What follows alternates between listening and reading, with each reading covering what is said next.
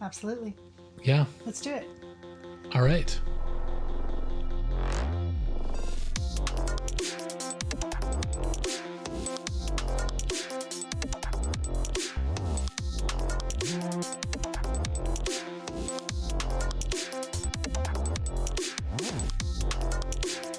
This is the Endless Song Podcast with Will and Emily.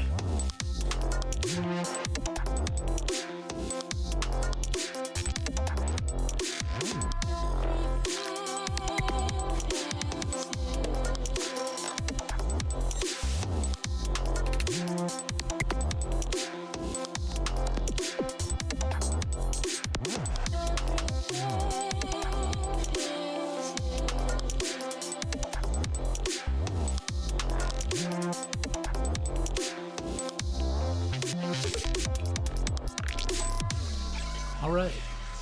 Today on the podcast, we're joined by Jared Carter. He's an intuitive guide with a deep understanding of soul contracts, aura photography, and chakra energy. As the owner of Minshara Wellness and Minerals in Portland, Oregon, Jared brings a unique blend of metaphysical insight and grounding crystal wisdom to the conversation. We'll dive into how our energetic blueprints shape our lives, what our auras can reveal to us, and the healing potential of crystals and chakra alignment.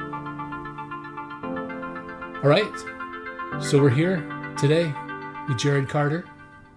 You guys got to hear him a little bit in a recent vocabulary episode, but today we're doing the whole shebang.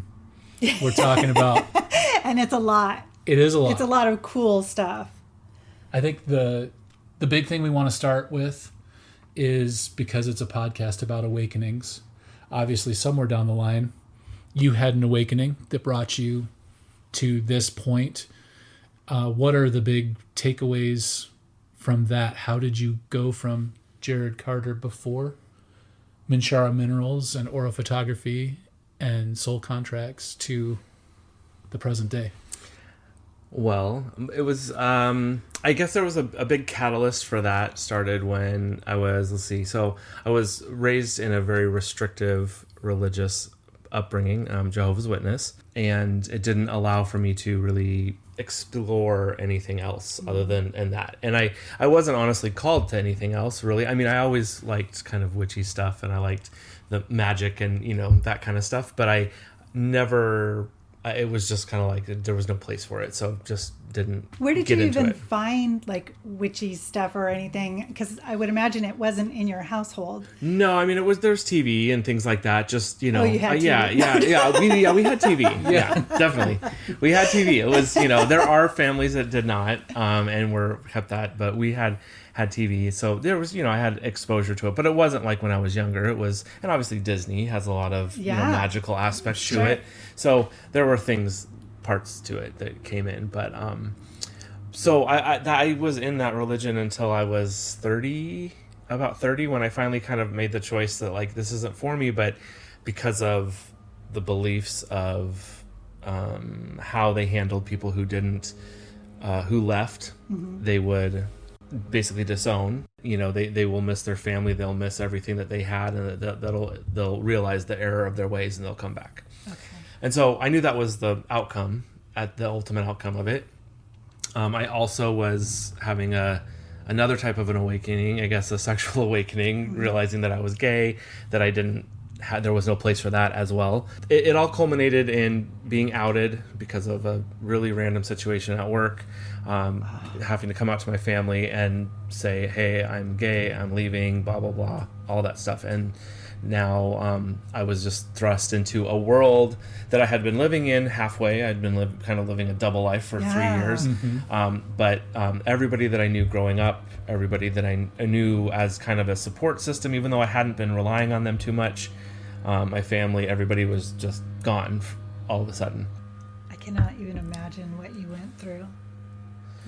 I was mentally prepared for it. I mean, like because there's a lot of people who come out of that religion who are very like damaged, and And you weren't 16. No, you were there. I mean, you were an adult. Yeah, I was an adult. I knew what was happening. I had prepped for it for a long time, mentally, I think. Yeah, it was just it gave you a barrier. It gave me. I mean, like the losing my parents. Like when my mom passed, I had already grieved her because I had already lost her I lost them, 6 years prior because I didn't talk to them for 6 years. So just, I'm very emotionally, I mean, it sounds haughty, but I feel like I'm very emotionally mature in a lot of ways, and being able to like kind of build the systems I need, that I'm not going to just fall apart. Right. Perfect. It feels like that would be something you would know too. Yeah. Like, calling it haughty is one thing, but I feel like there are other people who, like, they would just break. Oh, and it would just be Yeah. done and over. And the fact that you were able to even build that structure and prepare so that when something that major happened, that you were able to do that in a way and keep your sanity. Yeah. Like you're just transitioning. Yeah. It's like, okay, Yeah. here we go. I mean, it was a rough transition. Yeah, I had started building a structure ahead of time. I had been with my partner for at least 3 years. He'd been living in the house like secretly, with the possibility that my parents would show up at any time, but I knew that they wouldn't, because they would have called. But I was able to keep them away. But I didn't realize how much it affected him. I didn't think about it because I was trying to struggle. I was juggling two worlds, so I was like, I don't care what you're dealing with. What I'm dealing with is harder. But now looking back on it, I realize it was incredibly hard on him for being someone who'd been out and everything like that, to kind of go into a little bit of a hiding again. And a fear that, when I was at work, they could just come to the house if they wanted. So I had built some structure. I didn't have a lot. I was used to an organization. I was used to certain things. When he broke his ankle, I was used to when my mom had the congregation would provide meals. They would help. There was something, and there was none of that one. And that was hard. That I thought maybe someone would, because you're check friends. in on me and be like, hey, do you need help, or do you need anything? And there just wasn't that. So, And do you feel like that in a way sort of paralleled the spiritual awakening that came with it, that life used to be one way, you had this experience, and then all of a sudden you open a door and life is different now? Yeah, mine was definitely slower. Because I didn't leave the religion angry. And a lot of people, they leave angry. I also, soul contracts coming in. Now, when I looked at that, I realized that one of my karmic issues that I have in my spiritual karma, a total disconnect from source. So I don't feel that hunger for spirituality that I was told when I was in the religion, that I was going to feel this hole, that I'm going to miss it. And I'm like, I don't miss it now. I don't want it now. Like I was fine to just leave it. It wasn't like there was no hole. I never felt any kind of a disconnect. Or I felt the disconnect. I never felt any connection. And so now had to kind of slowly build on even replacing the beliefs that I had. I still believed for years the same stuff that I believed. I just didn't care that I was not doing what I should be doing, in quotes, what they were told me. That is huge, because I'm like, as you're talking, I'm just seeing this like paradigm shift. That's enormous. Yeah, it took a long time for me to even assess the beliefs. Like a lot of people will call Jehovah's Witness a cult. I rejected that for a long time. I can understand the cult. To me, a cult is something that's dangerous, something that's I think of like the ones where they drink the Kool-Aid and that kind of stuff, which is an extreme example of a cult. And when you look at a cult, yes, I can see where it is. I don't think that witnesses are bad by nature. I don't think really any religions are bad by nature. I think that there's just limiting beliefs. And it's only been recently that I've been able to take what I've learned or what I was taught and see the same aspects in the metaphysical community. The fact of like the big one was, the thing that stuck with me, that nothing ever made me feel like, oh, I made a mistake leaving, but when I thought about the end times and the end of the world and the cry for peace and security and that kind of stuff, when I would think about that, that was the only thing that gave me pause and made me think, did I make a mistake? Am I on the wrong side? The good thing about witnesses is they don't believe in hell, so I didn't care if I was going to go to hell. I was just gonna go to sleep and never wake up again, which sounds wonderful. Yeah. But I wasn't worried about an eternal torment for the choices. It was just I would never see my family. But when I started to, I'm going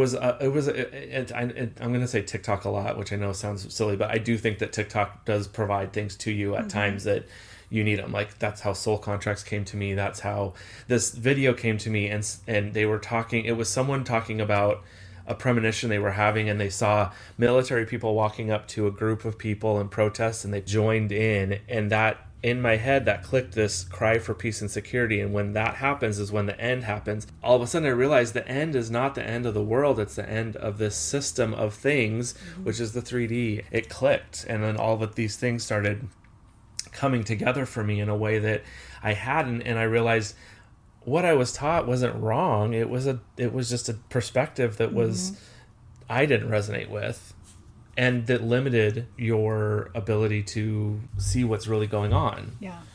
And that's how all religion is. It's a 3D wrapper to a 5D situation, and that 3D wrapper is confining to a lot of people. Do you feel like religion presents itself as having all the answers for people who follow it? And I'm just talking about the Jehovah's Witness here. Yeah, I feel like, yes, I feel like they want, it's a method of control, as that's what a lot I'm of people. getting, yeah, it's a method of control. It's you want to question something, and they'll have an answer to it, maybe, and if they don't have an answer to it, then it's not for us to know. There wasn't a lot of free thinking going on in the religion. It's very much like, this is what we're taught, this is what you believe, that kind of stuff. Witnesses have more. To me, I look at other religions and I think there's so many different variations on what people believe, but in witness land, or as a witness, everybody is pretty on the same page. It's not like, you don't have sects of people going off and believing, well, I don't believe necessarily in, that there isn't a hell, so we're going to have witnesses with hell, and that just doesn't exist. It's all the same teaching. It's all very organized. Which seems like it would create strong community because everyone is thinking the same thing. I think about, like, I would go, when we'd travel when I was younger, we'd always go to the congregation. It was always like, and it's true, there's a worldwide brotherhood of people that are out there that believe the same thing. Absolutely. Yeah. I didn't resonate with most of those people. They'd say, like, oh, you're going to live forever. And I was like, I don't want to live forever with these people.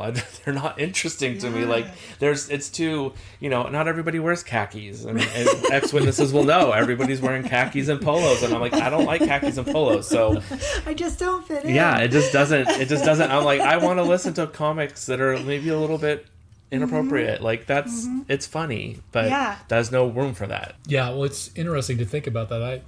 Not until you mentioned that have I thought about the difference that you see in some religions versus other religions, where Christianity, you'll run into sect after sect after sect. Islam, you Sunnis and Shiites, and I'm sure there's others that we don't hear about as much, but I don't remember ever hearing about a Jehovah's Witness sect. Mm-hmm. It's always the Jehovah's Witnesses, and that's the way it is. So that's really an interesting concept. And do you think it's a lot of that has to do with just sort of the scripted nature of it all? Like, everyone is on script? Yeah. I mean, I think they're very big about, as with, I think, most religions, I feel like most religions believe they're the true religion. But I feel like that's the tenet of what witnesses believe, that they're the only religion. It makes you feel above others in a way, because you're the one. I like, there was when I was younger, it was always, I remember being in school and thinking, well, I'm different than these people, I'm going to live forever, and they're not. And it creates that judgmental side. So that was one of the biggest thing that I had to overcome early on, was just that judgmental nature. I used to think some of it was, I think, intuition. Like, I would get impressions of people immediately, and I'm still trying to figure out, is it my judgmental side or is it that? Because I can read someone immediately and just be like, I don't like you, or I do like you, and I don't know sometimes if it's based on that, like, or not. The conditioning. So I don't. Yeah, that's like still something that I'm working on. But they kept it clean. They tried to keep the congregation clean, but they didn't, because there was things going on in the congregations that, as you hear stories and news things, and they don't they don't want you to go to the police for certain things because it might make it might look bad on the organization. So they try to handle it internally, but nothing's getting handled. And there's just a lot of stuff that goes on. And, I wasn't really privy to that kind of stuff. It wasn't until I watched a special. Leah Remini had a documentary that she had that Scientology TV show. She did a 2-hour special on witnesses. And one of the things that I always had trouble with, because I people would say something negative about witnesses, I'd be like, no, you can't talk negative about them. It's not bad, because I didn't see the stuff that people were saying.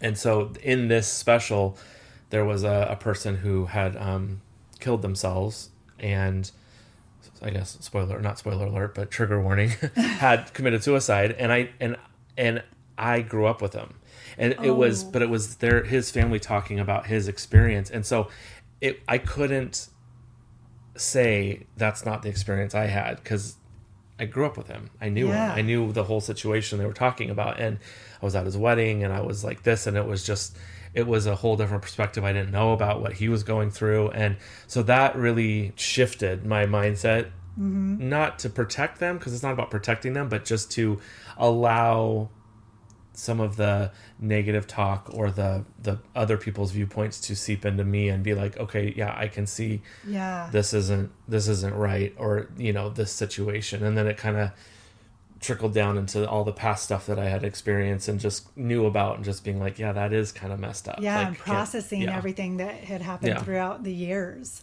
Yeah, that was a big turning point, breaking the connection that I had, the wall that I had protected what I was raised with. And then at that point, I don't remember the timing on that, but, then I kind of I gained friends that were in different modalities. And then my main person, my friend, she got me into the metaphysical stuff, especially around crystals. My family had grown up with crystals, or not crystals, they had grown up with gemstones and rocks and like doing jewelry and stuff. So I always liked them, but my mom always liked geology. She liked that kind of thing. So I was around them. And so all of a sudden I kind of like realized, oh yeah, I didn't kind of forgot about them for so long. And they're so cool. And then I started learning, and then she started teaching me like, the metaphysical. And I was very much on the like, okay, well, why is this good for that? Still have never gotten like a direct why any of these are good for that, but I've had experiences with crystals to realize that there is something to it that grew me into being more open to the metaphysical, which then led me to having a problem with too many crystals, which led me to having to sell crystals, which then led me to fairs and the metaphysical fairs, which then opened me up to the whole world of everything. And then it's been just a grab of just like anything that triggers me or is interesting, I pull on to. Yeah. It's that awakening pathway. Yeah. That first door opens, you walk into a new space, but you're going to run into another door at some point. And then they just keep opening. Yeah, and you just more doors, like, more openings. As much as you want. Here. There you go. My first fair that I went to, I wanted to, there were some things that I was looking for. We had lost a pet about 6 months after my mom, and I wasn't really needing to talk to my mom, but my partner was really, it was like his soul dog. It was his pet it was just like everything to him. And so I was like, I want to go to this fair. I'm like, I want to find a pet psychic, and I want to find something for someone who does hypnosis. And I, saw that there were going to be some people, and when I got there, I was set up next to the two people that I was needing to look for. Oh, wow. They were just, literally, like, I didn't have to look for them. They were there. Like, hello.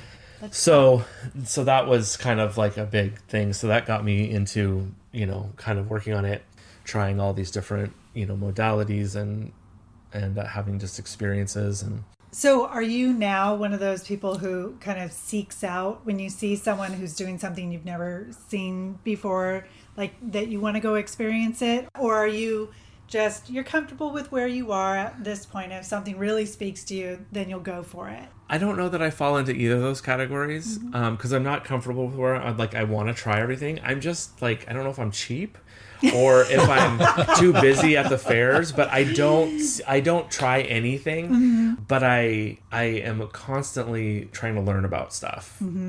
So like, I haven't had that many psychic readings. I've had a couple.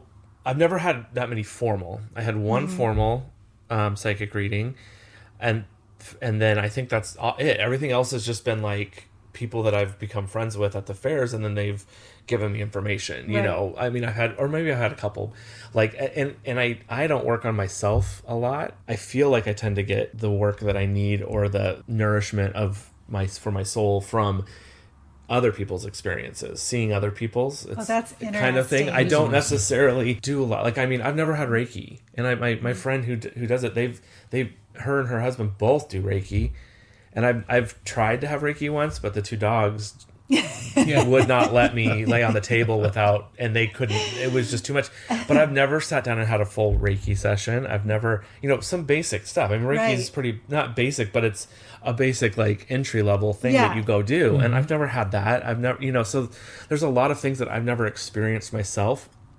I think I hesitate because I want so bad to feel something, and I don't feel anything ever on anything. And I probably do, but I think I'm blocking it. But maybe I'm not. And maybe I just don't know. I just, the magic from when I was little, like what I saw, I want superpowers. I want all of that stuff that I can, like, do. And I want to be able to just, like, move that over there. But it's like that. I know that takes power, but I also, because I was in such a restrictive religion, I don't want to do the practices to get to that level. Like, meditation is not something that I can do. And I think what I've realized now is, I think the reason meditation is so difficult for me is I have that complete disconnect from source and my karma, that I don't get anything out of it. And I don't have, there's not a desire. There's just there's something missing. And I think, even after the soul contracts, when I found it and I went through training,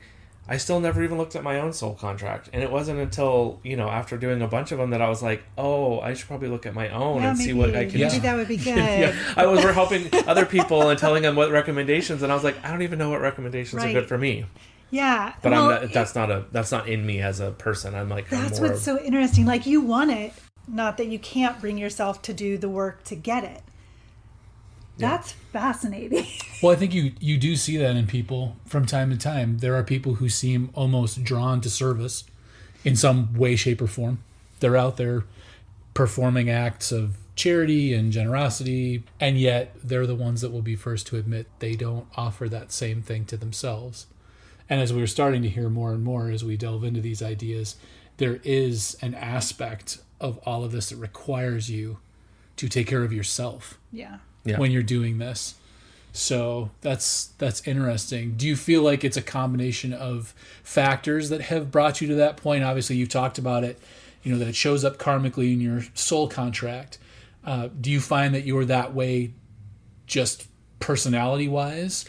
And then do you think growing up in a restrictive environment, like maybe layers? Yeah, definitely. I mean, the soul contract talks about, it's a contract that you signed before you came to this plane, of what lessons and things you're going to learn. You bring in you have lessons you're going to learn, which is your karma.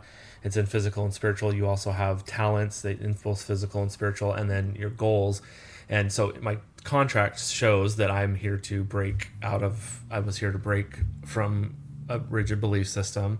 I have a disconnect from God or source that I've got to overcome. The way I can do that spiritually is by learning and learning and learning and learning. So that's been I'm just chipping away at it by learning. Yeah. I've got a book in the back that I'm like, I want to read, but I'm like, I need to focus, because I'll learn and then move and then learn and then move. And I'm like, I need to focus a little bit more on the soul contracts specifically, because it's powerful and it deserves the time. But yes, my upbringing, I'm a Capricorn, I'm a Scorpio rising, and a Cancer moon, so that the Capricorn is that kind of workhorse focus.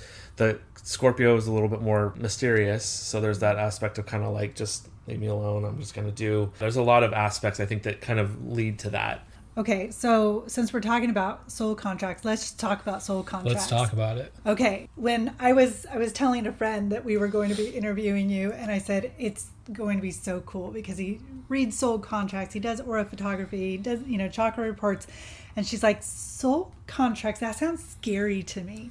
And I'm like, no, it's not scary. I mean, it's like, here's some honesty, here's some truth for you, but it's not scary. So go ahead and explain what it means to, if someone were to make an appointment with you and have their soul contract read? Yeah, so the soul contract is, like I kind of said earlier, it's a contract that you go before a board, some sort of a contract board that basically you write down, like, what do I need to experience in this lifetime to move forward in what I'm trying to do, and you'll set up these parameters, and then that soul contract is recorded in your name that you're given at birth. So a lot of people, the name that you're given at birth is a vibration. And so what the soul contract does on this side is I'll take your birth name and I will translate it into a Hebrew, which has a specific vibration, and which is a number. And then through the process that I do of putting it around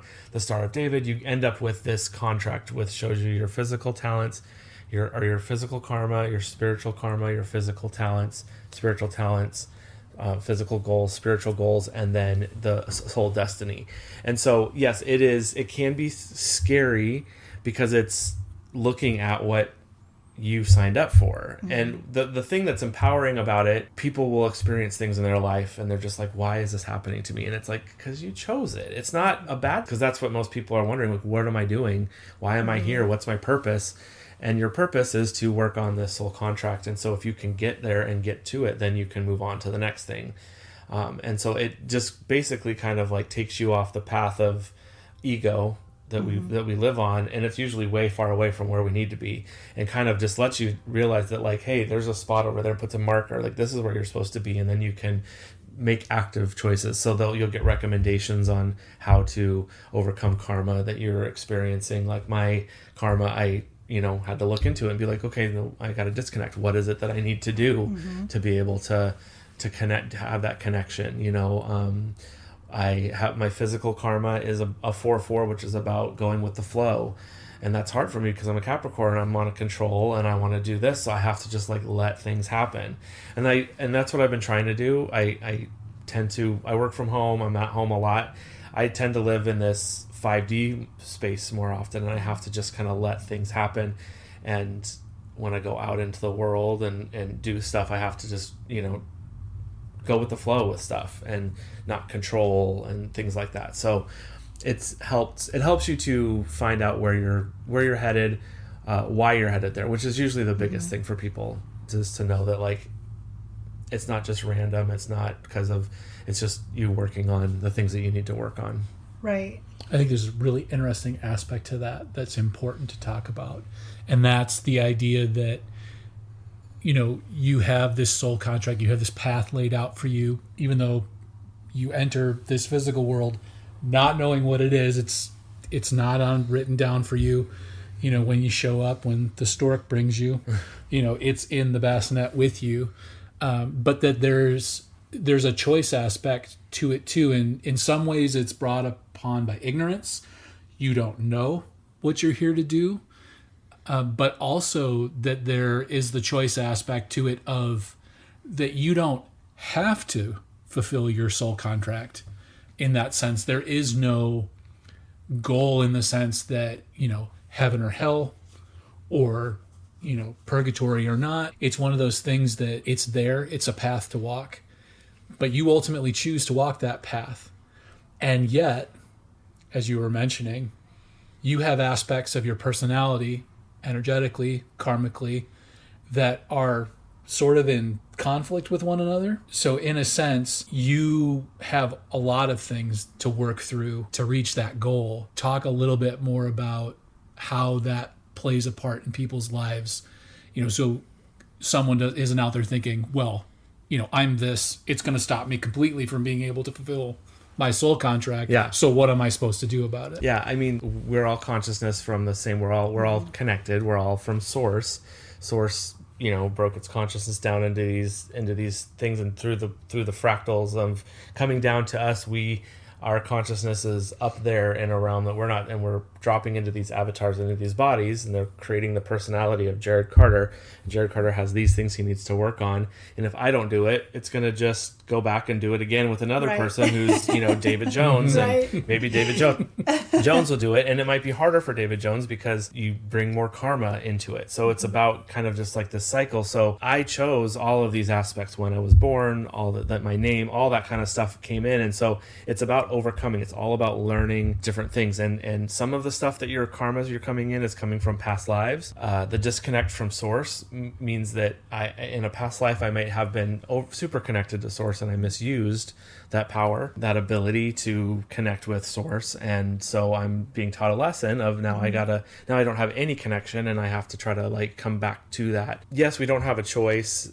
We have a choice to not fulfill our soul contract, and that is free will. That is our choice. But if you're, a lot of people, when they find out like I'm gonna have to do this again, even though they're not going to remember it, they just don't want to. They're like, let's just get this done, and it can be a motivating factor to say like, oh, I chose all this, and it's going to be hard, but you know what? If I do it now, I can get on with other lessons and other things that I need to work on. Well, and it benefits you in this life now. I mean, of course. If you can drop that off when you're 35 and continue on, that's really nice. If you're going to live for 100 years, you can focus on something else. And do you find in just studying other people's soul contracts and, talking to people, about their energy and karma, that, walking this path, this life, this fragment now, that life tends to be a little bit easier if they follow the direction that they're supposed to be going, in a sense? We've talked about this before, and I love the concept of it, the idea that hell is only real in this plane and that we do it to ourselves. Yeah. And that idea that you break away from where you're supposed to be energetically, where you're supposed to be karmically, that is the hell, in a sense, that you put yourself in a position where things are out of sync. They're not working the way they're supposed to. And it's because instead of just walking the path, you're in the weeds trying to push the brush out of the way and see where you're going and figure out what you're supposed to be doing. And that can even lead people to feel lost because they are so far away from where they're supposed to be. When you think about people on trails, you walk on a trail, it's much easier, the trail that you're supposed to, than to try to carve your own path. So, the knowing where you're supposed to be and how it's supposed to will align energetically with you, and you'll feel more peace, more love, more all of that. It's all about getting to those higher vibrations. I think it's David Hawkins has that map of consciousness, and it talks about the levels of consciousness and the different vibrations and things. And so, most people are operating in these lower vibrations of fear and anxiety, especially now with everything. There's that. And the one thing that, being Joe's witness, really helped me with, honestly, with this, is that just detachment from the stuff that's going on, because they don't do anything politically. They're all about the theocracy. They're all about God's rule. So they don't pay attention to it. And so after this last election, I'm not going to get into politics, but after this last election, I made the conscious choice of like, I'm going to go back to that, because you know what? I need to take care of myself. And this is the one thing I'm like, I need to take care of myself, because if I'm a mess and anxious and everything like that, I'm not going to be able to help people. Yeah. And that's what people need, is someone to help them now. They need help with that. That's your role. That's my role, is to be there for people. And I can't be there for people if I'm in the muck. So I stay out of it. I don't. Everything on my social media is crystals and all that kind of stuff, and just that positive stuff. And if I see the other stuff, it just rolls off, and I don't pay attention. I know what's going on. I know what you meant. Whole head in a hole, hand sand, all those words together.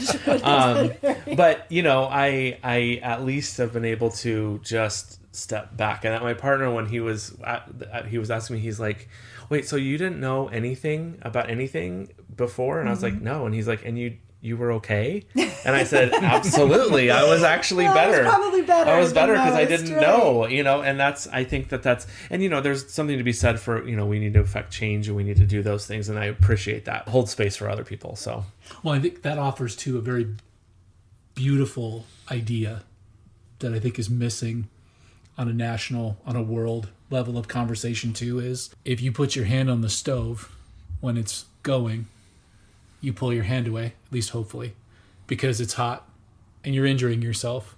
You have that reaction to it, and you don't keep your hand there and continue to burn yourself.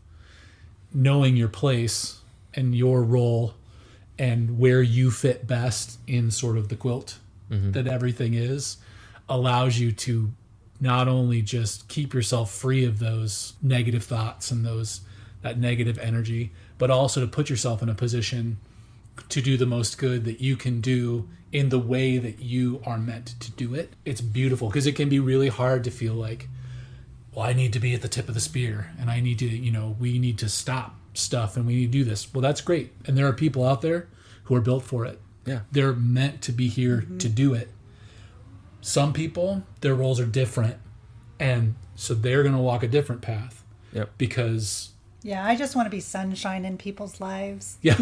And we need that. People need that. Yeah. You all been around people who are happy and positive, and it's like you feel better for it, right? Because you need that. And one of the things in the ever expanding quest of like learning, Dolores Cannon, or a lot of people know, she has that, talks about the 3 waves. And, we went through that with my partner. He realized that he's probably one of the first waves, because the first waves have a really hard time being here. Part of that is his soul contract, because he's got a lot of strong energy in there that is very destructive to the body and to him if he doesn't harness it properly.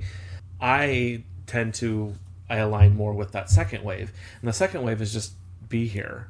That's what they're not here to do anything. They're here to just be. And it's been interesting, because with all of the metaphysics, I had a reading once that it didn't make any sense to me, but a year and a half later, it just clicked. I'm like, oh, that's what that was, because I've really come to understand that even stuff from religion, it's all the same. Everything is the same. It's just different ways of doing it, and there's no right way, there's no wrong way, and it's just doing the work. Was there anything that in your soul contract, when you finally came to reading your own, was there anything that surprised you in it, or was it pretty much like, oh yeah, that makes sense? Or... My soul destiny is to share my experiences through words and through writing. That's not me. I don't write. But you're sharing it through words. Yeah, and I've heard that from people. I heard one of my first psychic thing is like, I was asking if our business wasn't going the right direction, and they said you need to put more of you into it. And I was like, I'm like, I don't like my voice. I'm not going to listen to this episode because I don't want to hear my voice. Me neither. I don't want to hear any of that, because it just sounds whatever. But that me speaking and sharing is what I'm supposed to do, and I am like, I'm still digesting that. I'm still digesting it. Well, sure, and I think too, but that's the interesting part. I mean, when you really dig down into that doesn't necessarily mean that you have to listen to yourself. You just have to put it out there. Yeah. And then I'm sure that, what we're talking about today, the things that you're saying are going to reach out and touch somebody listening. Yeah. And you will be fulfilling that duty, whether you end up listening to the episode or not. Done. Right. I'm out. Okay, can we switch gears and talk about aura photography? Yeah. Because I love this. Well, I'm really excited about this because, I don't know if you guys have seen it, but there was just a scientific paper released.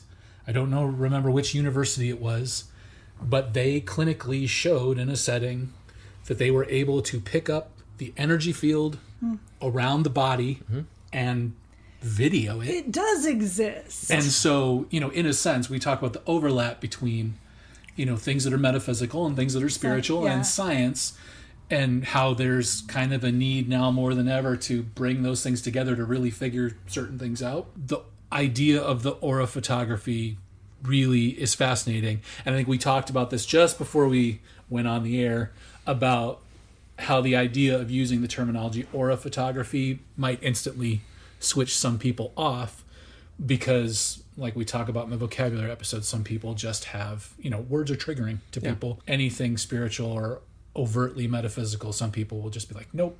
Yeah. But yet aura photography is so much more than just taking a color photograph of an energy field around a human being. Yeah, the system. So there's two different types that I know of aura photography. There's the type that's the Polaroid, which is what most people think of, and that's a camera that's physically seeing something that we can't. I mean, when you think about the range of colors and stuff that we can see, we can hear, it's so minute compared to others, and so it's like even dogs have a higher sense of stuff than we do. So, there's got to be more out there, and so the cameras are able to pick up that, and that's what you're getting when you get the colors. And so that's what a lot of people think when they think aura photography. The system I have is an actual biometric scanner that scans your hands. The camera is just there to take your photo. So many people get in front of it and they just want to start making sure they look good, and I'm like, it's not doing anything. They're going for a specific color, and because that's what they want. They want to see, So what I've realized doing this, and this is also part of my collecting data for myself and learning, is that when people are putting their hand on it, it's not necessarily about what their aura color is, because their aura color on the other system might be pink or mauve or cream or whatever. Those colors don't exist in the one that I have. It's the chakra colors, basically, the red through violet, but it's more the energy that you're vibrating at, your vibration. Because when I first started with the machine, my core essence, which there's 5 zones, the core essence of who I was yellow, which is kind of a bright, optimistic kind of color. And then the next time I did it, it was green. And then it was green for a while, and then it went to blue. And then from when blue, it went to violet, just consistently. And those colors are different vibrations. Since I first did it, I have done a lot of work on myself, and I realized there's been a big change, and I've just raised my vibration. So when people come in, they get through my system, it's very similar, because people who are coming to the metaphysical events, I've always said I want to go do it at a gas station, because people are not in a metaphysical mind. Sure. I want to know where they're at there, because your aura changes and your energies change, and you raise your vibrations and you can lower your vibrations. Most people who come to the events are, in that indigo, violet kind of thing. That's the intuitive connection to source, the spiritual side. And so that's the colors that come up a lot. And there's zones. You can see the left-hand side of the zone is the energy coming into your field.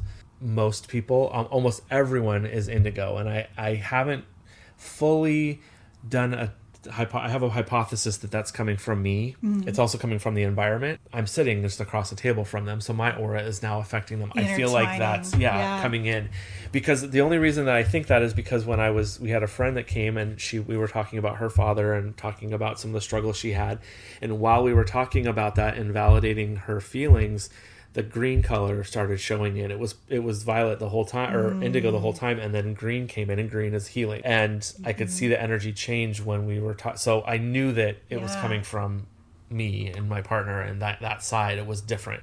So I haven't done tests on it, so it would be interesting to see, but I just don't have any gas stations that want to host me for aura. Sure, it feels like that would be worth doing in traffic. Yeah, if you could take aura photography of people sitting in traffic, that would be completely different from being in their element with their people at a mystic fair. I mean, if you're going because you want to go, you're in a good mood, because you're somewhere with people, like-minded people who are working on the same things, or probably those energy levels are real high. I know when we went to the Mystic Fair, one thing that we really took away from it was just how positive everything was, and to how connected everyone really seemed. Everyone was seeing old friends, and they've done shows with people before, and they've interacted with others before, and so it's really like a my people sort of situation. So I mean, I imagine that would affect things in a positive manner, whereas sitting on the 5, realizing it takes an hour to get through Wilsonville. Do you have a general reaction that people give you after they learn what their aura is? Is it generally positive, or do people look at it like, oh? Most people are surprised, because a lot of people think they're going to be red, because they assume red is bad, and red isn't bad. It is a lower vibration. It is more about instinct, survival, that kind of stuff. But they're surprised that they're in that purples. I had one lady who's like, I'm always red. Everyone I've had is red.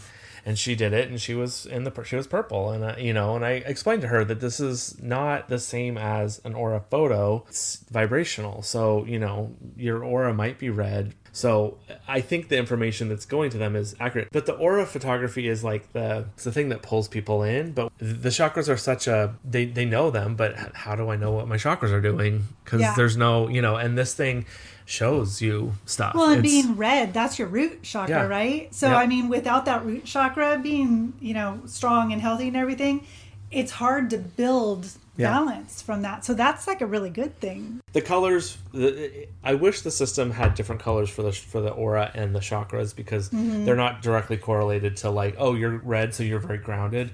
Red is usually more about like just that lower, because red is the wavelengths are different. So you're talking about different wavelengths is the way I look at it. Like, red light is, I think, a longer wave than blue light, which is a faster, that kind of thing. So the higher it's going. Whereas with the chakras, it's a little different. It's talking about, the grounding and all those different aspects. Usually I do a quick thing about it and tell people whatever, and they're like, okay, cool. But then they get to their chakras and then they're like, oh, and you can tell when things are going on in their life, or this, you'll say, I get a lot of being like, oh, your throat chakra is low, and they're like, or because when your throat chakra is low, it's usually you're holding back. You need something, you need to say something. You're not communicating, or you are communicating, but it's not being heard.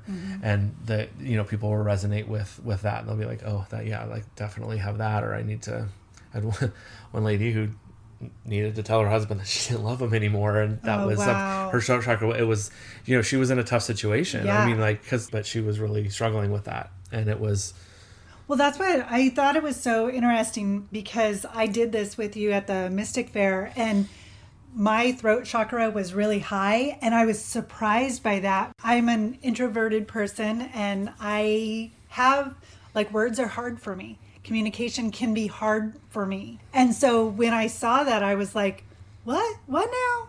It's like, whereas the intuition that was higher, my low points were the root and the sacral, and that they were muddy and everything like that. It was really cool to see it, because not only do you get to see the aura, you get that photograph, but you get to see this like bar graph of your chakras. What's so cool is that then you get this 15-page report that you can just kind of sit and go through. That was where I was like, oh my goodness, because it was humbling. I will say that, because I was actually grounding at I forget how it worded it, but like from a higher source. So not grounding like where, from the earth, but grounding from a higher source.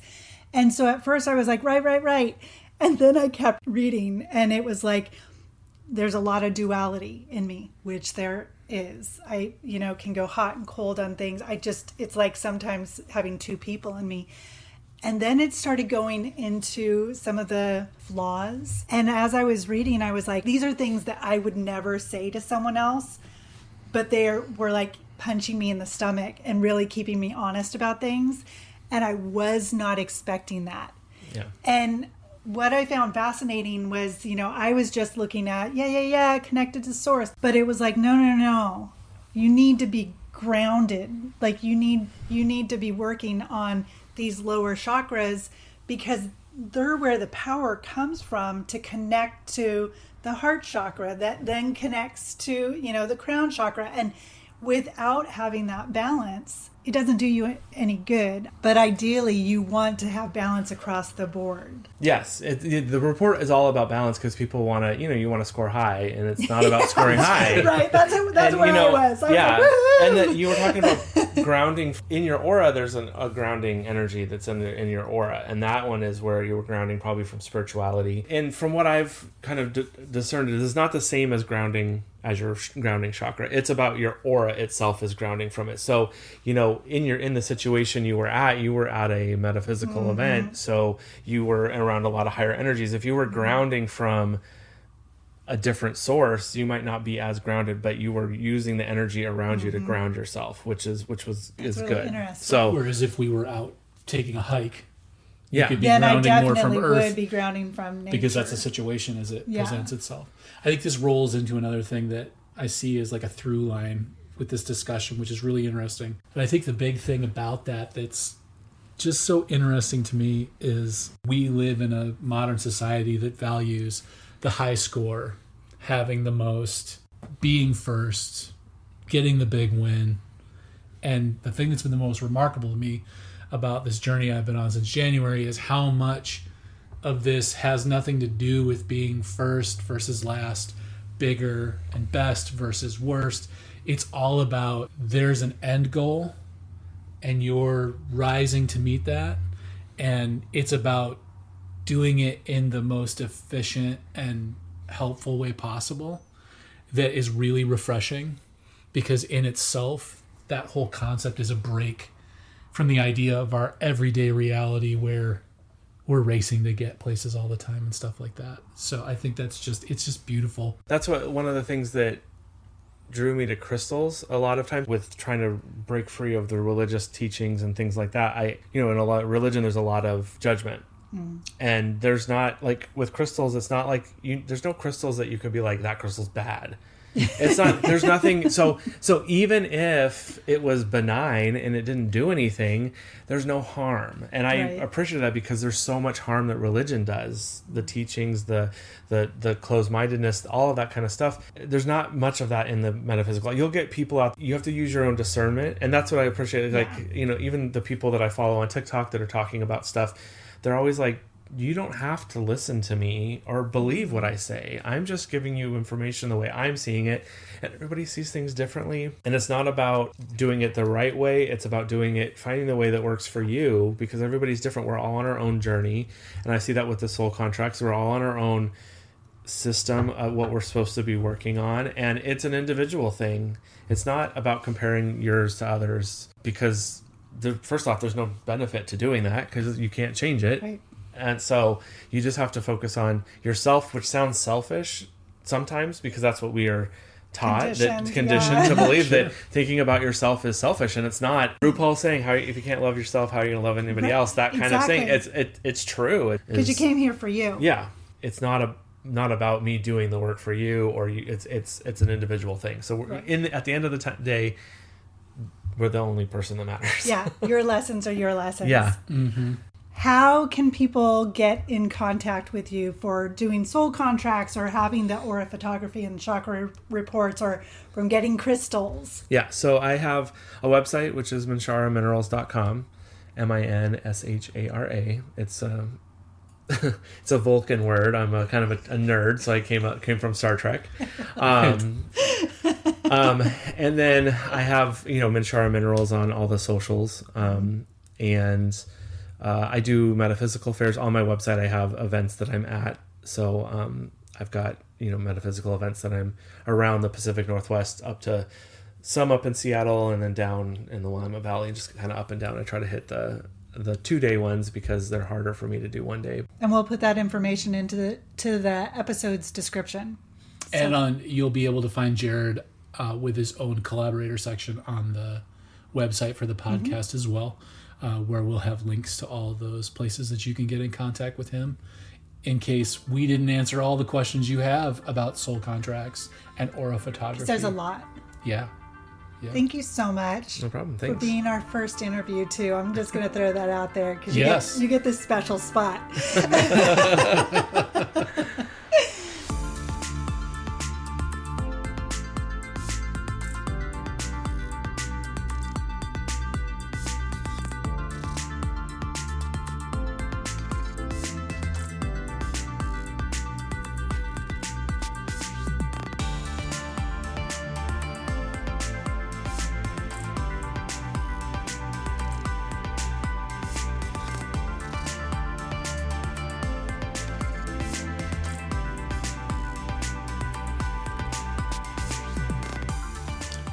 You've been listening to the Endless Song Podcast with Will and Emily. Today's music, Everything Feels New and Alternative Ways by Evgeny Bardyuzha.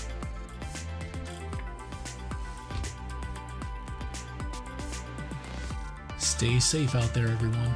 And remember, intentions matter. So be thoughtful, be kind, and be better every day.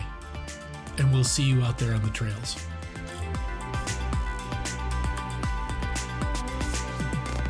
Awesome.